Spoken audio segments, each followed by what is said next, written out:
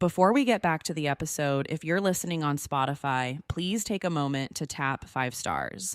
It's one of the easiest ways to support Forensic Tales and helps the show reach new listeners. Thank you so much for being here. Forensic Tales discusses topics that some listeners may find disturbing. Listener discretion is advised.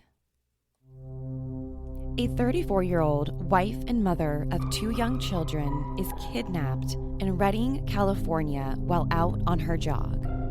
Her cell phone and headphones are discovered less than a mile from her house, with a clump of her long blonde hair. Her disappearance was dubbed as the kidnapping of Supermom. A beautiful woman simply vanished. After 22 long days, Sherri Papini, Supermom, was discovered on Thanksgiving morning wandering a California freeway. Her nose was broken, she was covered in bruises, her long blonde hair cut short, and she had been branded on one of her shoulders. What happened to Supermom back in 2016? Was she targeted? Or was there another explanation behind her disappearance? This is Forensic Tales, episode number 39, The Kidnapping of Sherri Papini.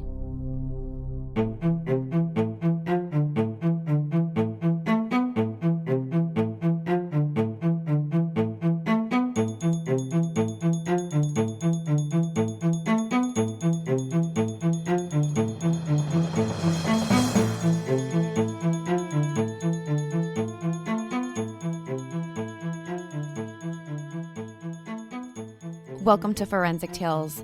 I'm your host, Courtney Fretwell. Forensic Tales is a weekly true crime podcast that discusses real, bone-chilling true crime stories and how forensic science has been used in the case. Some cases have been solved through cutting-edge forensic techniques, while other cases remain unsolved. If you're interested in supporting my show and getting access to exclusive content and bonus material, consider visiting our Patreon page, patreon.com/forensictales. I want to give a huge shout out to this week's newest patron of the show, Emily C. Thank you so much for your support, Emily. You're amazing. Every contribution, big or small, helps me to continue to produce the true crime content you love. Please consider supporting the show on Patreon. Another way you can support Forensic Tales is by leaving us a rating with a review. Now, let's talk about the mysterious kidnapping of Sherri Papini. Hi, Forensic Tales listeners. The story that we're covering this week on the show has more questions than it does answers. It's a story that left people divided. You're either on one side or you're on the other. You either believe she's a victim or you believe she's a liar. I'm talking about the kidnapping of Sherri Papini, a then 34-year-old wife and mother of 2 from the city of Redding, California. She went out for a jog one afternoon in 2016 and never returned home. On the show this week, we're going to take a deep dive into the case, and we're also going to discuss possible theories that explain Sherri's disappearance. At the end of the episode, I'm going to tell you why I think forensic science will finally be able to solve this one. In November 2016, Sherri was living with her husband, Keith Papini, and their 2 young children in Redding, California.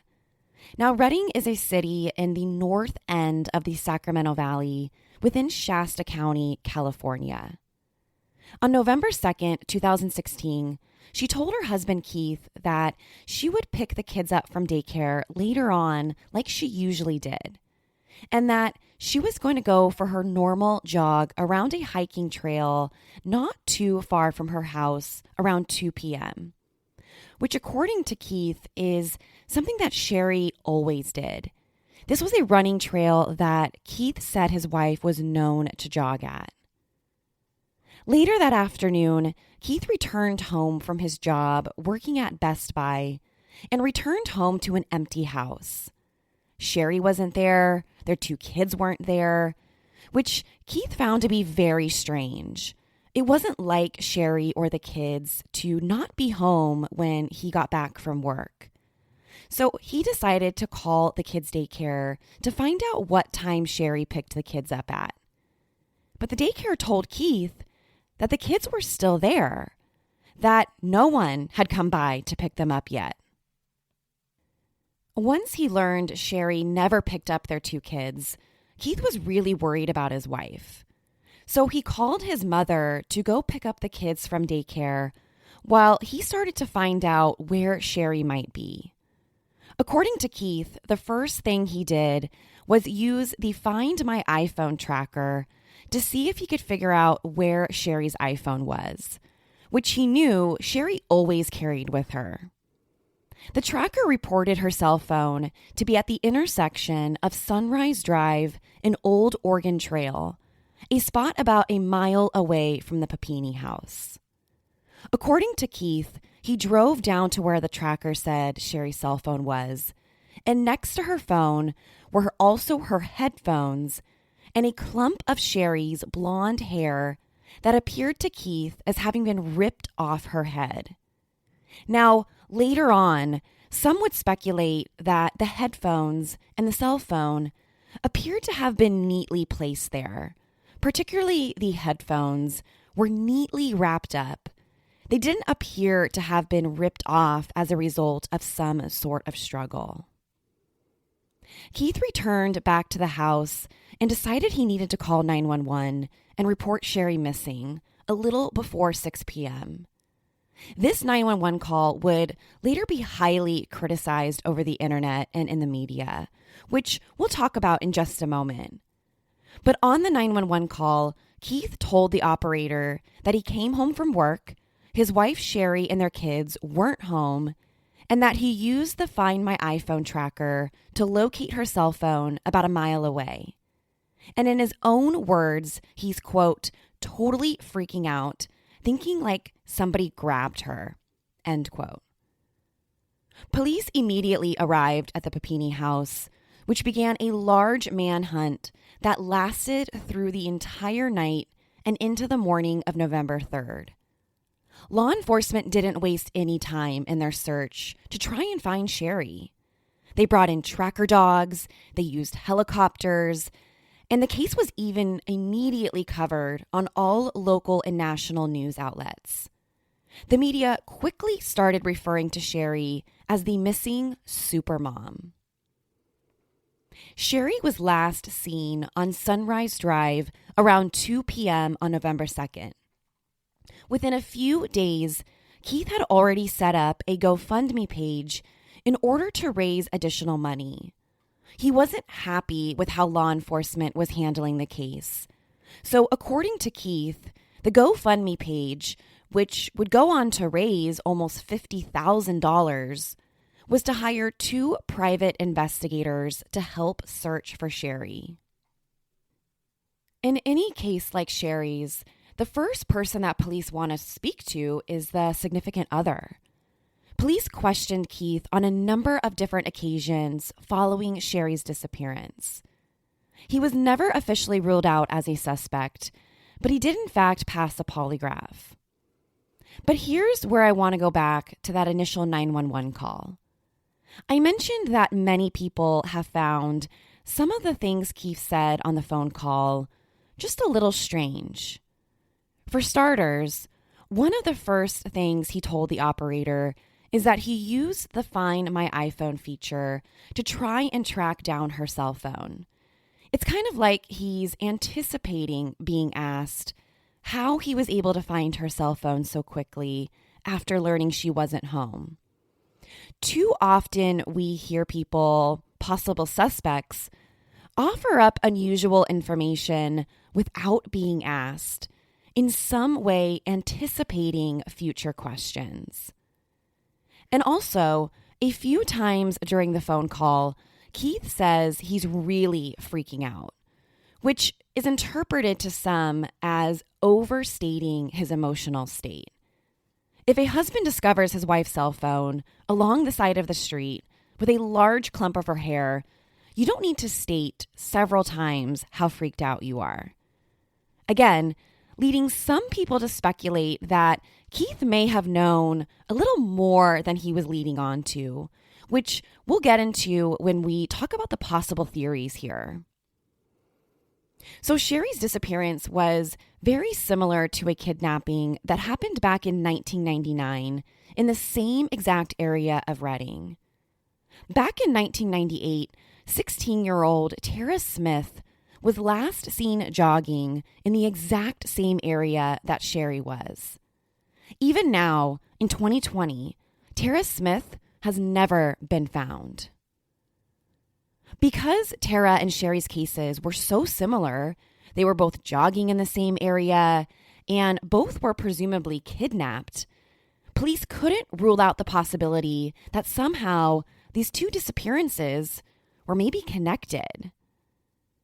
But before this theory could really get further developed, 3 weeks after Sherri went missing, the case was turned completely upside down.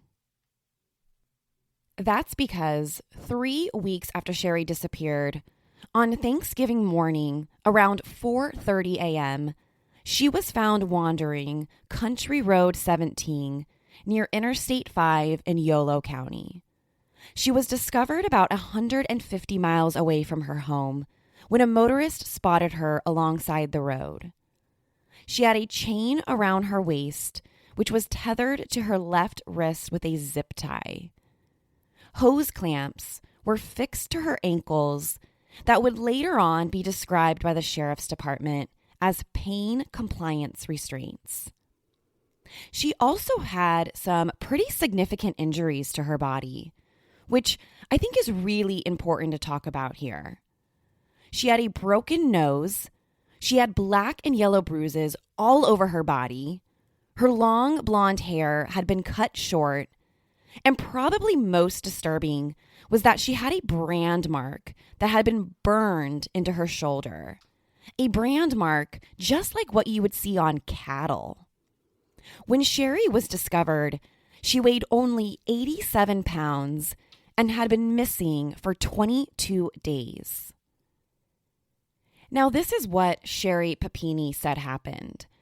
She said she was kidnapped by 2 Latina women while out on her jog. She said the women were wearing masks, so she wasn't able to get a good look at their faces. According to Sherri, the 2 women confronted her with a gun, put a bag over her head, and forced her inside a dark-colored SUV. She said the women, who mostly spoke Spanish, drove her to an unknown location where she was held against her will for a little over 3 weeks. She said that she remembered very little about where she was or what happened to her over the course of 22 days, which isn't helpful at all to investigators because she isn't able to provide a description of the women. She doesn't know where they drove her to. She doesn't even remember much of anything for the 3 weeks while she was held captive. Not a thing. So what was released to the media about Sherri's kidnapping didn't come from the police. Most of what has been released came directly from Sherri's husband, Keith. Once Sherri returned home, Keith went on a number of different news outlets telling the media about what happened to his wife and basically retelling her version of events. So let's talk about some of the forensic evidence in the case. When Sherri showed up on Thanksgiving morning, she was wearing different clothes from when she went missing. She wasn't wearing the jogging clothes that she would have had on. And on the clothes she was wearing, they found a DNA profile belonging to a male. Also on her body at the hospital, they found a second DNA profile who belonged to a female. Both DNA profiles were run through the FBI's Combined DNA Index System, or CODIS, but neither DNA profile came back as a hit, meaning the DNA didn't match any of the profiles stored in CODIS. And also, the male profile didn't match Sherri's husband, Keith. If the DNA profiles could have been matched, at least to one of the profiles, this could have cracked this case wide open, because it would have given investigators at least one potential suspect. And at this point in the investigation, they had nothing. They had no suspects. It's also important to point out here, speaking of the forensic evidence, Sherri's claim is that it was two Hispanic women who kidnapped her. But on her clothes, there was a male DNA profile and a female DNA profile. So does this mean there's also a male offender involved? Or does this have some sort of other explanation?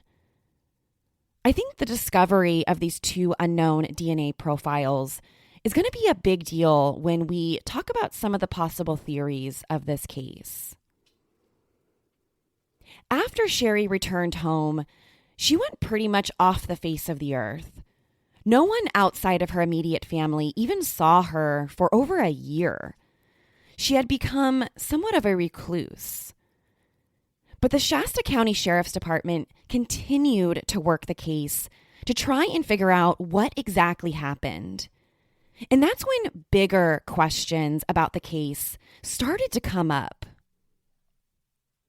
Police couldn't figure out a motive in the case. Was Sherri specifically targeted, or was this some sort of random kidnapping?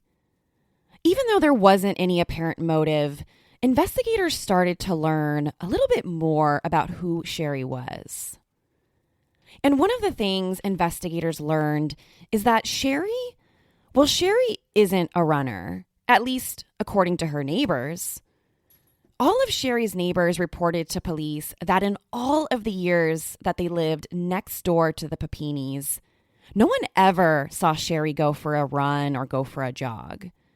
And the one time that she does go running, she's kidnapped. It's also discovered that Sherri has a history of mental illness. A December 2003 report taken by the Shasta County Sheriff's Department reported that Sherri had physically harmed herself. Although the report obtained by the media is very limited, it was speculated that during this incident, Sherri had harmed herself and attempted to blame the injury on her mother. But this claim hasn't been confirmed.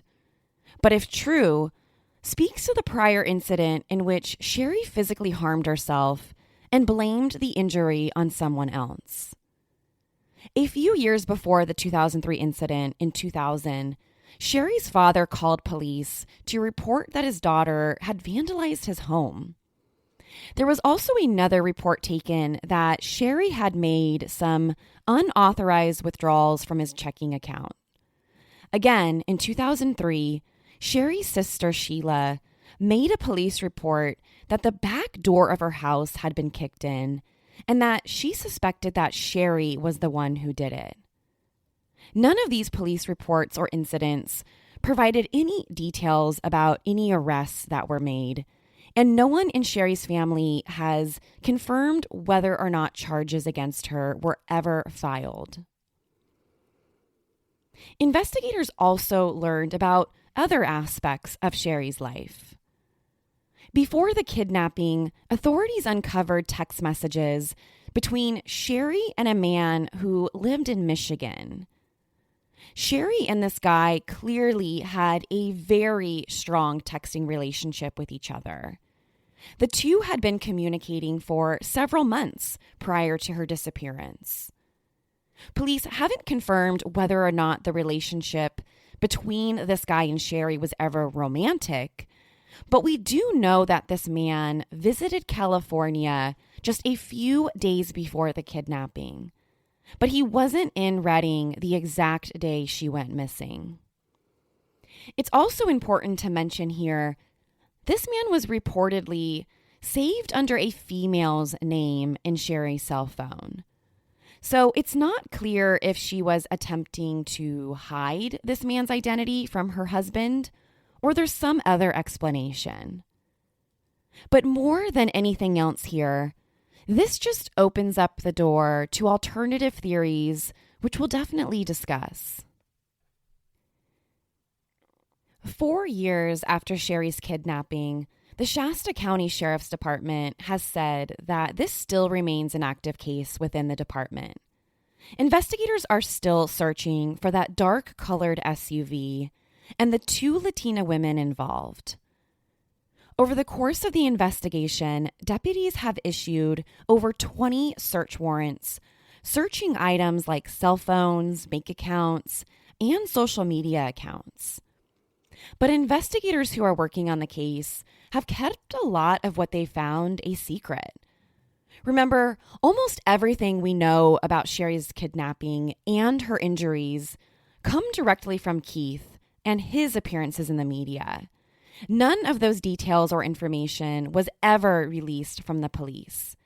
And in reality, the police actually told Keith that he should stop talking to the media and that this could be sensitive information that could be used to help solve the case.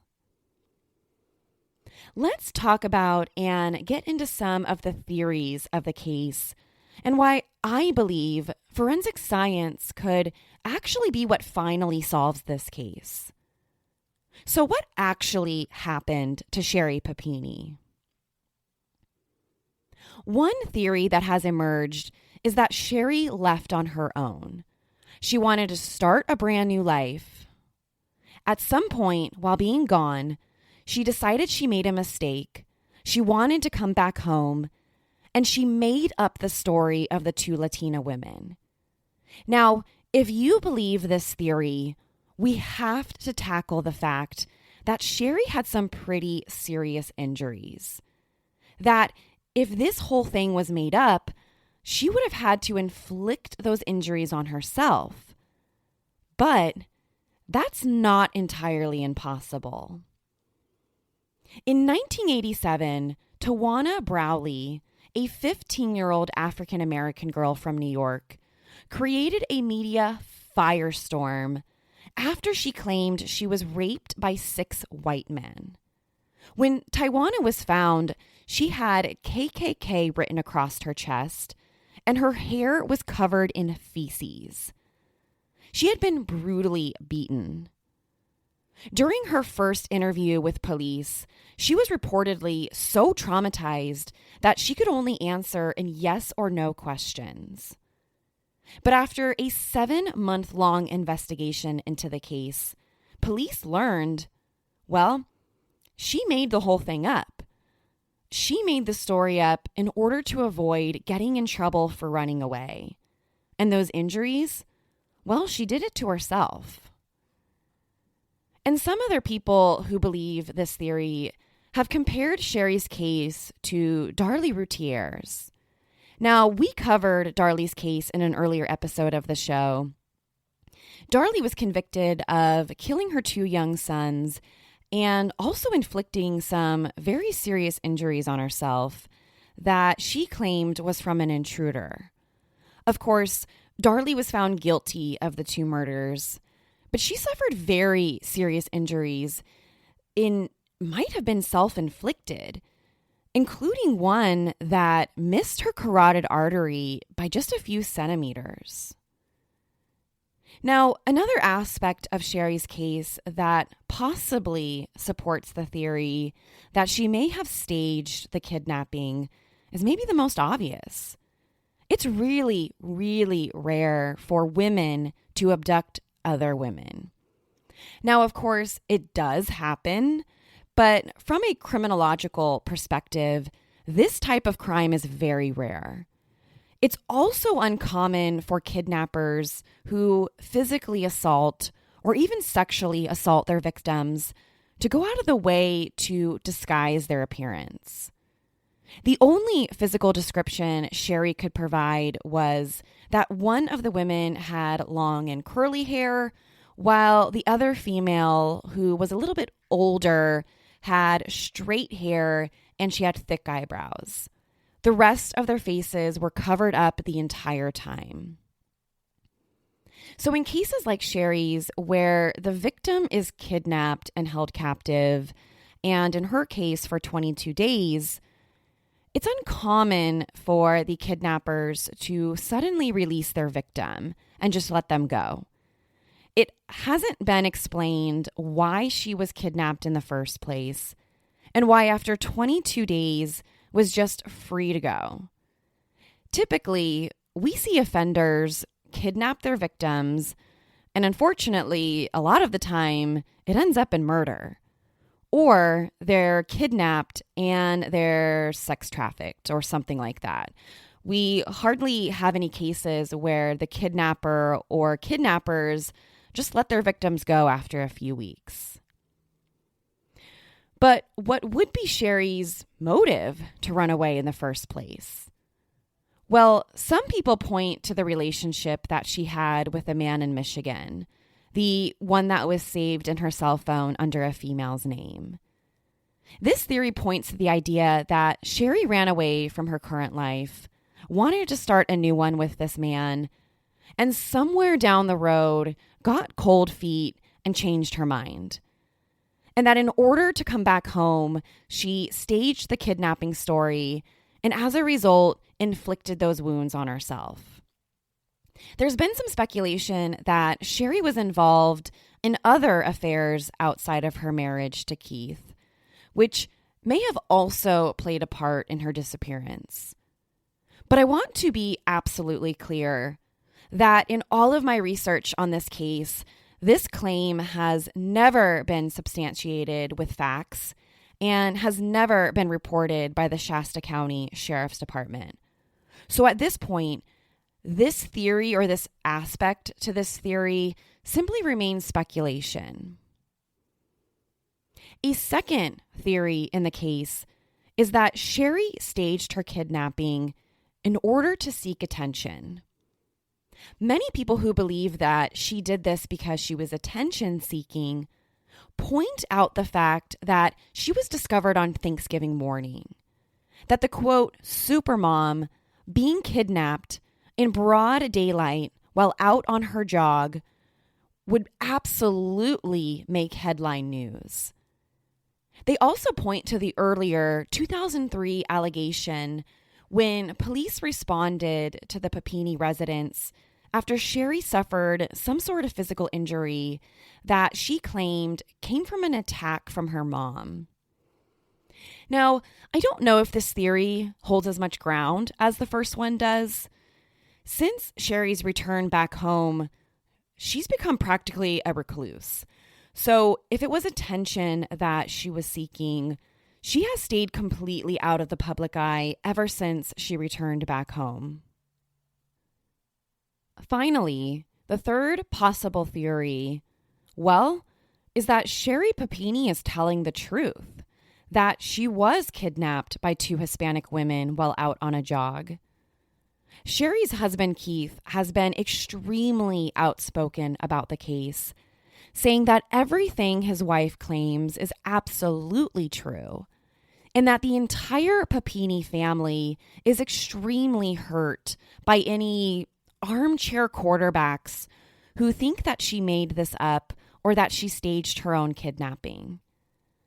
And if that's the case, what Sherri Papini went through is what nightmares are really made of. She's going out for a run, is kidnapped, thrown inside of an SUV, and is held captive for 3 weeks. And when Sherri was finally discovered, she had significant physical injuries. She lost 15% of her total body weight. She was almost unrecognizable. The Shasta County Sheriff's Department has maintained that this is an open investigation and that the department is actively investigating Sherri's claim. They haven't come forward to say that they believe Sherri was somehow staging her kidnap or that somehow Sherri made it up. So I want to go back to the forensic evidence because that's what I believe will actually solve this case and will actually provide some answers about what really happened to Sherri Papini. The forensic evidence will tell us which theory or possibility is really true in the case. And the biggest piece of forensic evidence is the 2 unknown DNA profiles found on Sherri when she was discovered. There was a male profile on her clothes, and a female DNA profile was found on her body in the hospital.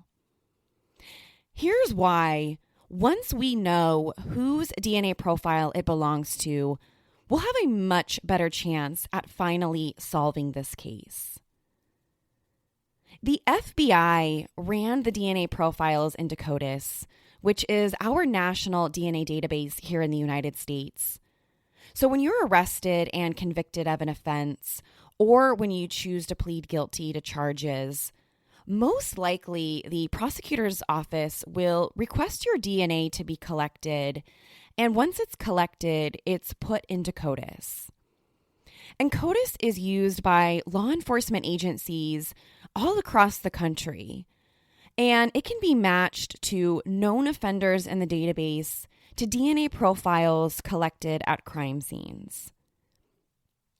But in Sherri Papini's case, the police are limited to the DNA profiles that are in CODIS. The DNA profiles in CODIS only represent a tiny fraction of all DNA profiles.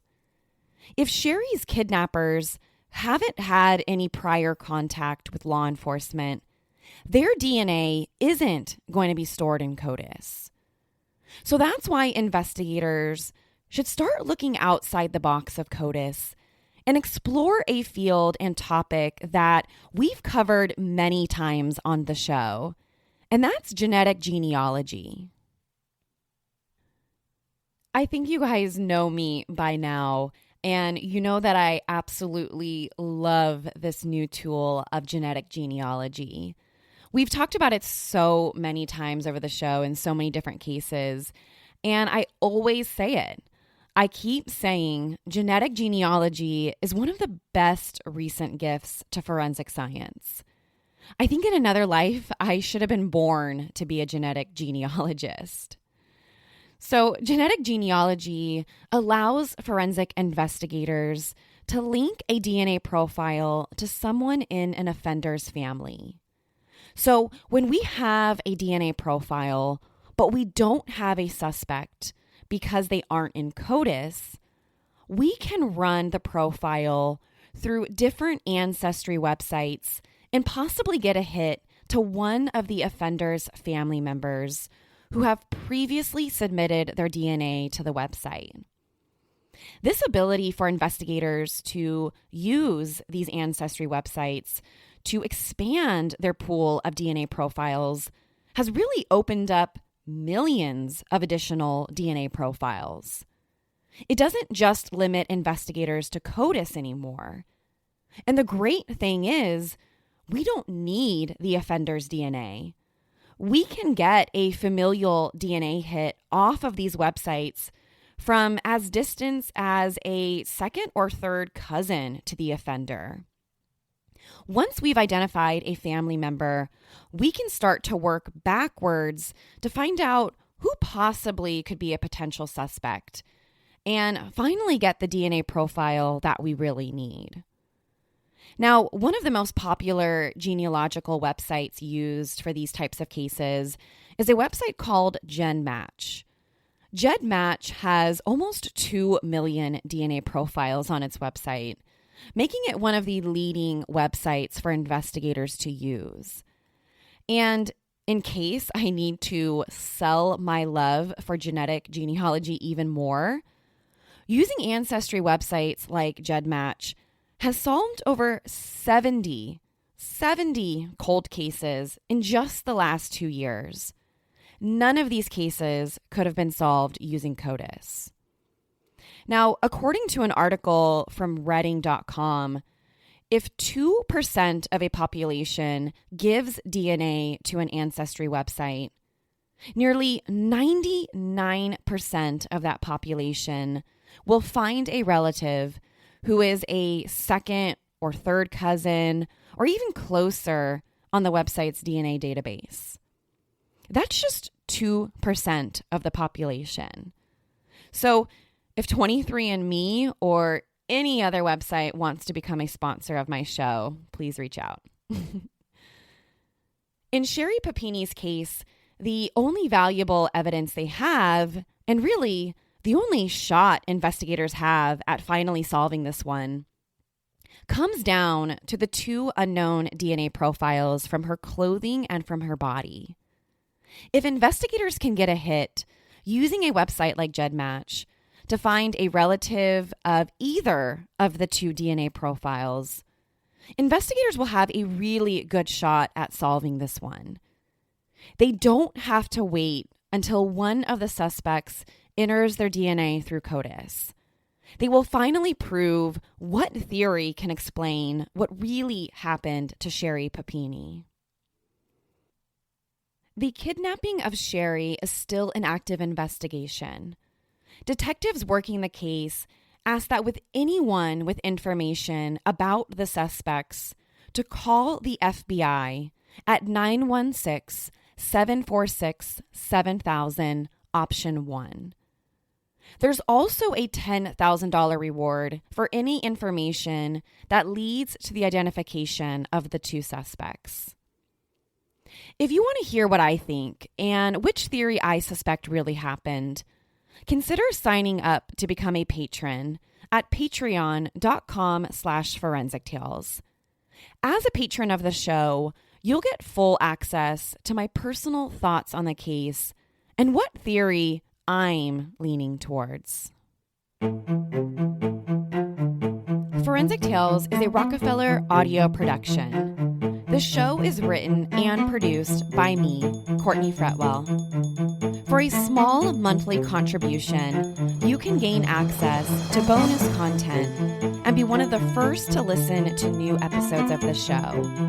Or, if you simply want to support what I'm doing, head over to our Patreon page, patreon.com/forensictales. Don't forget to subscribe to the show on Apple Podcasts or wherever you listen to Forensic Tales. Leaving us a rating with a review greatly helps support the show. Forensic Tales is a podcast made possible by our Patreon producers, Tony A., Nicole L., William R., Joseph F., David B., and Amanda M. If you'd like to become a producer of the show, head over to our Patreon page or shoot me an email at courtney@forensictales.com to find out how you can become involved. Please join me next week. We release a new episode every Monday. Until then, remember, not all stories have happy endings.